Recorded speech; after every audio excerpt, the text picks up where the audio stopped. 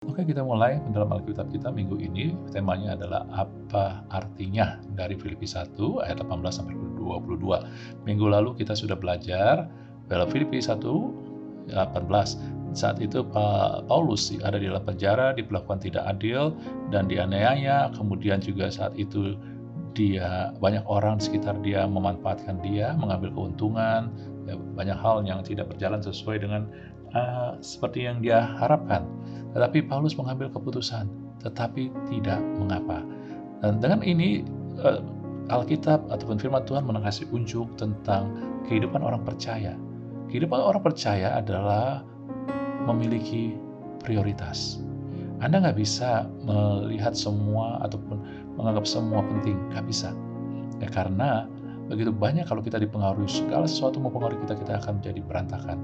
Anda harus mulai memilih apa yang penting, sehingga yang pentinglah yang mempengaruhi kita. Dan kita mau menunjukkan ya, lewat Filipi bahwa yang penting bagi orang percaya adalah mengendalikan apa yang di dalam. Dan itu sudah ada di dalam Anda, artinya Anda tinggal pilih. Bukan Anda harus berjuang, tetapi Anda tinggal pilih. Apakah Anda mau memilih untuk tidak dipengaruhi orang, perbuatan orang, ataupun keadaan, ataupun tidak? Begitu banyak anak Tuhan menjadi lemah, karena mereka memilih untuk lemas. Dan mereka nggak sadar. Oke, karena mereka nggak punya prioritas bahwa yang penting buat saya, prioritas saya adalah saya menjadi kuat dengan pilihan saya. Saya menjadi lebih percaya sama Tuhan dengan pilihan saya. Amin. Dan untuk itu Anda harus mengendalikan. Karena Tuhan sudah ikut bekerja dan sudah ikut campur, sudah memberikan kuasa itu. Ya, nah kita melihat Paulus memilih untuk tidak dipengaruhi oleh orang-orang dan keadaan. Hasilnya apa? Hasilnya dia bilang bagaimanapun juga. Dengan kata lain Paulus mengatakan begini ya, bahwa apapun keadaan yang diperlihatkan, bagaimanapun juga Kristus pegang kendali, yang mengendalikan. Anda mengendalikannya di luar, karena lewat pilihan, dan Anda juga lewat pilihan mempercayai Tuhan mengendalikan di luar. Artinya yang tidak bisa kita kendalikan, perbuatan orang ataupun keadaan. Itu dia, tetapi Andalah yang menentukan di dalam Anda. Nah, tentang hal ini kata Paulus, ini ya, tentang hal itu aku bersuka cita. Dengan kata lain, tentang hal apa? Ini dua hal ini. Ketika Paulus melihat bahwa dia bisa mengendalikan di dalam dan dia bisa memilih bisa mempercaya pada Tuhan mengendalikan di luar, maka perasaan dia yang datang adalah sukacita. Anda lihat, emosi perasaan kita mengikuti pilihan kita. Maka sebab itu hati-hati apa yang Anda pilih. Kalau Anda memilih untuk marah dengan perbuatan orang, dendam dengan perbuatan orang, maka Anda sedang sedang mendatangkan perasaan terluka, marah, ya, hal-hal seperti itu. Tapi ketika Anda mulai memilih, biarin aja orang berbuat apa, Tuhan mengendalikan, maka Anda sedang memilih perasaan penuh sukacita. Kemudian Filipi 1 ayat 19 kita lanjut. Paulus melanjutkan, tetapi aku tahu, karena aku tahu. Maknanya apa sih? Ya, tadi kita melihat bahwa kehidupan orang percaya adalah tentang prioritas. Prioritas apa? Di sisi lain tadi adalah tentang pilihan yang telah ada pada Anda. Dan di lain pihak adalah Paulus bilang, aku tahu. Apa yang dia tahu? Dia tahu siapa Tuhannya. Dari mana dia tahu? Karena dia punya hubungan. Paulus sudah berjalan lama dengan Tuhan yang hidup, bukan Tuhan yang dia kenal dari kata orang, tapi Tuhan yang hidup. Jadi karena tahu itu dari hubungan, maka dia tahu apa yang dia bisa percayai. Ya, dia tahu Tuhan itu siapa, dia tahu kuasanya, dia tahu apa yang telah Tuhan sediakan, maka dia tahu apa yang bisa dipercayai. Ini dia yang dia katakan, karena aku tahu. Dan kemudian karena dia tahu dan dia bisa percaya, maka kesudahan semuanya dia bisa melihat loh hasil akhirnya, ya, bahwa hasil akhirnya adalah Tuhan yang tentukan, ya. Jadi apa yang Anda percayai akan menentukan hasil akhir. Anda ngelihat ini dia, ya. Banyak sekali orang, aduh, kacau dah, maka hasil akhirnya adalah akan kacau. Tapi ketika Anda kenal Tuhan, Anda tahu dia pegang kendali, Anda tahu bahwa Tuhan membuat segala sesuatu mendatangkan kebaikan, maka hasil akhirnya akan baik. Kesudahan semuanya. Mungkin saat ini belum, saat ini makin tambah runyam, tetapi tidak masalah. Anda harus percaya bahwa kesudahan semuanya ini adalah, kalau Paulus katakan keselamatanku, bahasa aslinya, artinya bukan hanya masuk surga, tetapi juga kesembuhan, pemulihan, kelimpahan, kecukupan, ya, segala sesuatu. Jadi Anda melihat, ya, apapun keadaan Anda saat ini, hari ini, ya, Anda melihat, jangan biarkan, ya, Anda mengambil kesimpulan, udahlah, nggak bisa keluar, udahlah, nggak bisa pulih. Jangan, ya, apapun keadaan Anda hari ini, ya, itu adalah perjalanan menuju kemenangan dari Tuhan. Karena pada akhirnya yang ditunjukkan kepada Anda ketika Anda mau percaya pada Tuhan adalah kemenangan dari Tuhan. Tapi untuk percaya Anda punya hubungan dengan Dia. Jadi Anda lihat sendiri, mudah, lalu simple menjadi orang percaya. Ya, lalu bagaimana sih Pak supaya saya bisa mengendalikan keputusan-keputusan saya di dalam bahaya? Kita ngelihat apa yang Paulus lakukan di dalam Filipi 1:20-22. Paulus, yang Anda baca nanti secara lebih perinci, ya, yang sangat kurindukan dan kuharapkan, aku dalam segala hal tidak beroleh malu, melainkan seperti sedia kala, demikian sekarang Kristus nyata dimuliakan di dalam tubuhku. Anda ngelihat, dia bukan memikirkan malu oleh karena terhadap manusia, tapi dia malu kalau nggak ada kemuliaan di dalam hidupnya. Kemuliaan Kristus, baik hidup maupun mati dia. Lihat ya, buat dia adalah, dia nggak mau malu di hadapan Tuhan. Karena bagiku hidup adalah Kristus, mati adalah keuntungan. Tapi jika aku harus hidup di dunia ini, berarti bagiku bekerja memberi upah. Jadi dari mana yang harus kepilih, aku tidak tahu. Nah, saya mau ngelihat Anda pola pikir dari Paulus, ya. Dari kata-kata ini, ya, Anda ngelihat, karena bagiku, ini yang kita mau lihat, ya, bukan berarti yang lain yang penting, tapi ini yang kita mau lihat, karena bagiku. Kemudian kata Paulus lagi, ini berpola, ini berarti bagiku, ya. Apa sih maksudnya, Pak? Anda ngelihat dari Filipi 1 ayat 14 sebelumnya, Paulus katakan, orang melakukan apa-apapun, tetapi tidak mengapa. Dengan kata lain, ini dia, ya, what you do is up to you. Apa yang orang lain lakukan, perbuat, terserah mereka. Ya, kita nggak bisa ngatur, nggak bisa mencegah. Ya, mungkin kita bisa mencegah, tapi kita artinya pada akhirnya terserah mereka. Ya, tetapi apa artinya bagimu? Kalau orang itu lakukan yang jahat, mengeluarkan kata-kata yang menikam Anda, yang melukai Anda, yang menjatuhkan Anda, Andalah yang memiliki kekuatan membuat artinya apa, maknanya apa. Jadi dengan kata lain, Paulus mengatakan, firman Tuhan katakan, what it means, it's up to me, it's up to us. Terserah kita. Dampaknya itu tergantung kita. Ya.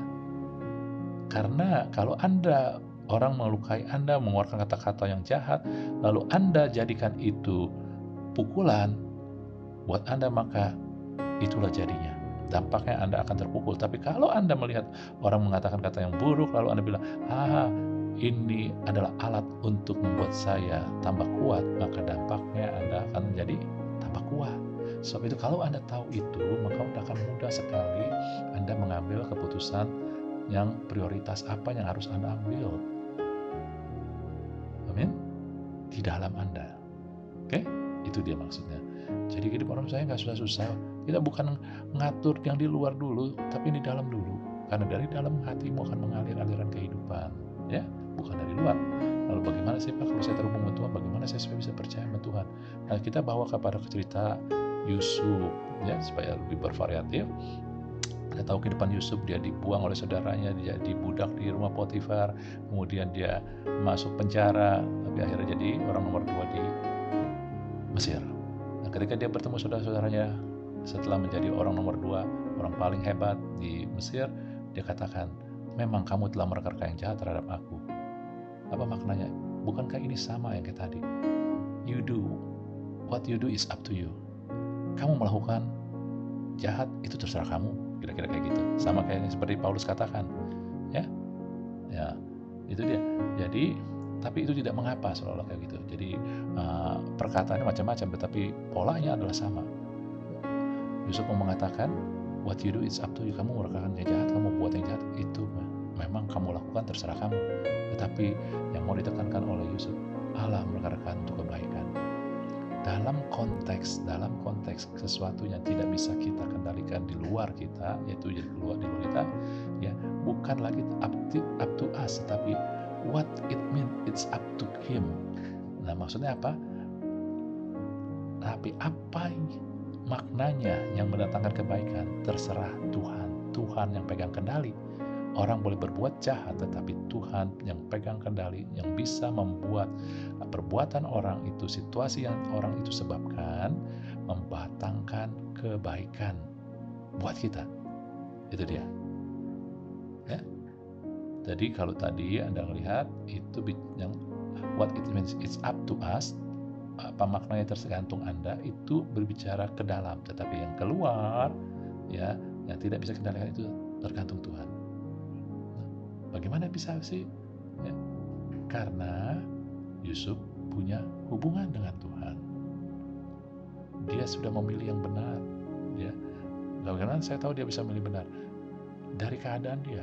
Nggak mungkin kalau dia terluka, dia kecewa sama Tuhan, dia kerja di rumah Potifar, dia bisa jadi orang kepercayaan Potifar. Orang yang kecewa akan penuh dengan amarah, emosi, dan orang yang terluka demikian juga, dan akhirnya nggak bisa efektif. Amsal bilang begitu.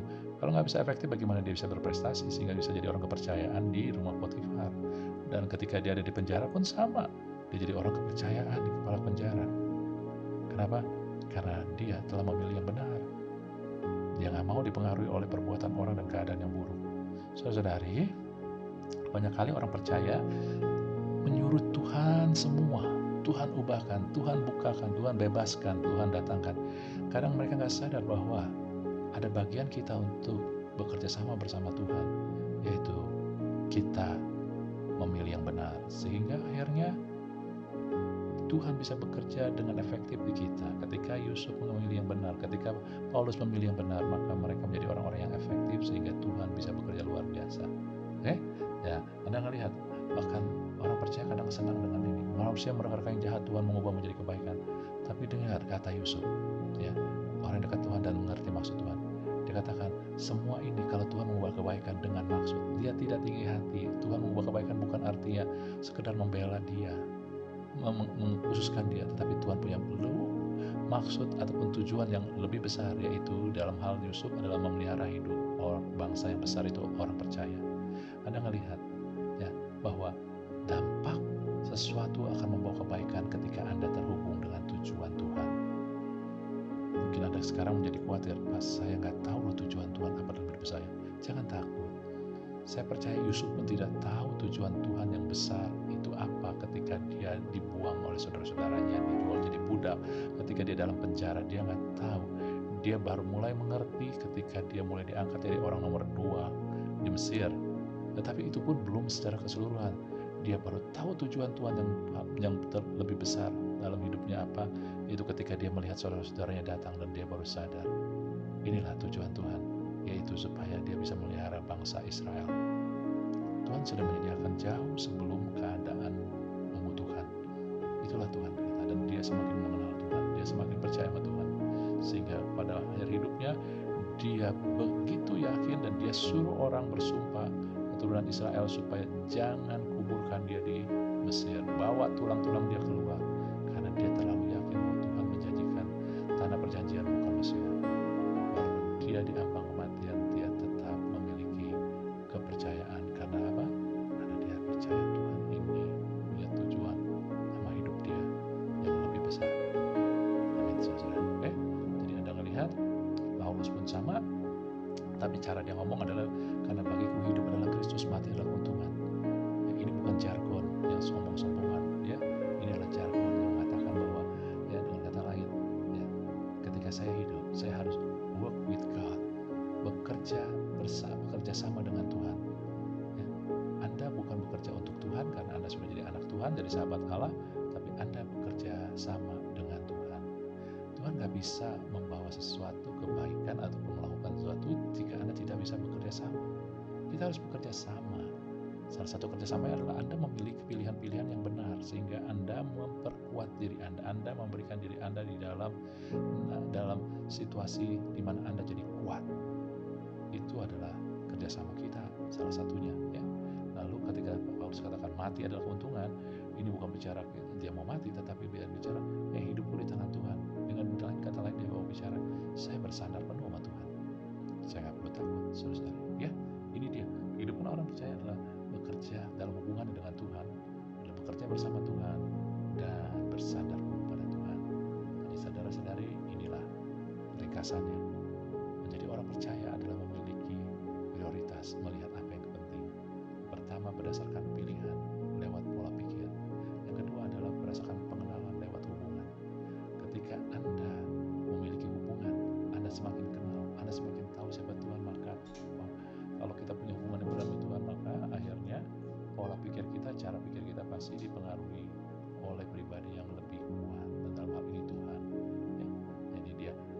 pola pikir Anda dipengaruhi oleh Tuhan, maka Anda akan memilih sesuai dengan ya firman Tuhan. Dan ketika Anda memilih yang benar, maka akan menentukan reaksi dalam diri Anda. Dan ketika itu juga ketika Anda punya hubungan dengan Tuhan, Anda akan mempercayai Tuhan mengatur di luar. Ketika Anda percaya, maka Anda mudah sekali memilih untuk bereaksi yang benar. Makanya dalam Filipi banyak sekali ya ayat-ayat yang luar biasa. Kenapa? Karena hasil dari hubungan